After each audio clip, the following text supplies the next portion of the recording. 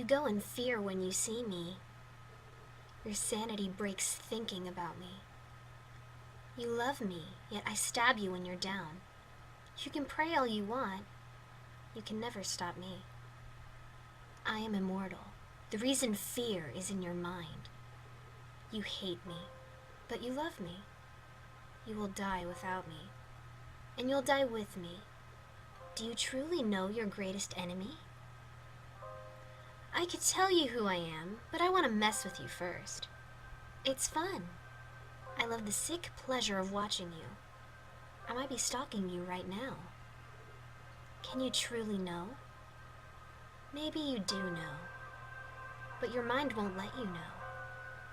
Your mind can't handle that I am always with you. I'm breaking your sanity right now. Do you know who I am? I'm you.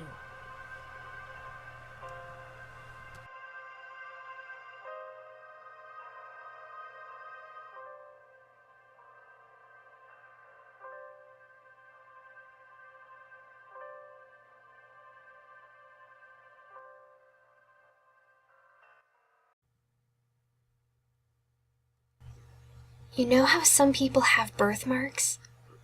Well, those marks were made when they tried to steal you from your parents and replace you with one of their replicas. If you have a birthmark, that means they failed. If you know anyone who doesn't have one, I wouldn't trust them.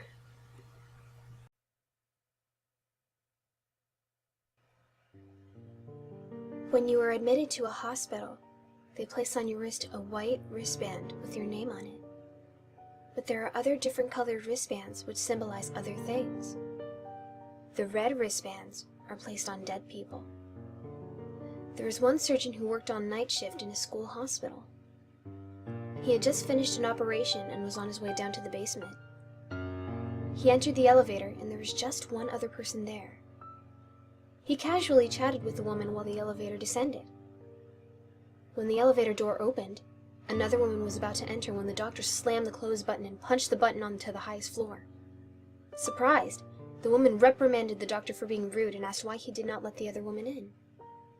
The doctor said, "That was the woman I just operated on. She died while I was doing the operation. Didn't you see the red wristband she was wearing?"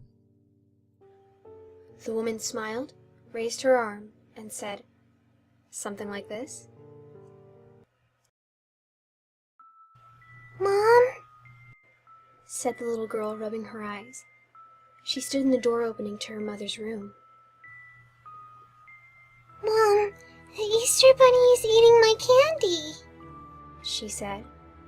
"Nonsense, baby," The woman replied. "The Easter Bunny gives out candy. It doesn't eat it." The woman lightly shook her covers and continued to speak, halfway into her pillow, halfway to her daughter. "Go back to sleep, baby." "But Mom," the little girl said, "the Easter Bunny is eating candy." Now in a more serious tone, almost as if she was going to cry.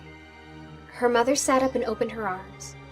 "Baby, I just told you. The Easter Bunny doesn't eat candy. He hands it out to little children. Besides, it's not even Easter yet. Go back to sleep," she said in her kindest voice. "Okay, Mom." The child sighed as she turned to walk out the room. The woman smiled and thought, Crazy kid with her lively imagination. and went back to sleep on a whim. Out in the hallway, the little girl stood for a while staring at the Easter Bunny eating her candy. She then sighed. "Mommy said I should go back to bed." The Easter Bunny replied, "Good idea, child. Turn around and don't look back." He flicked a shiny metal pendant at the child. She picked it up. She cried when she saw what it was. It was a dog tag, and it read, "Candy."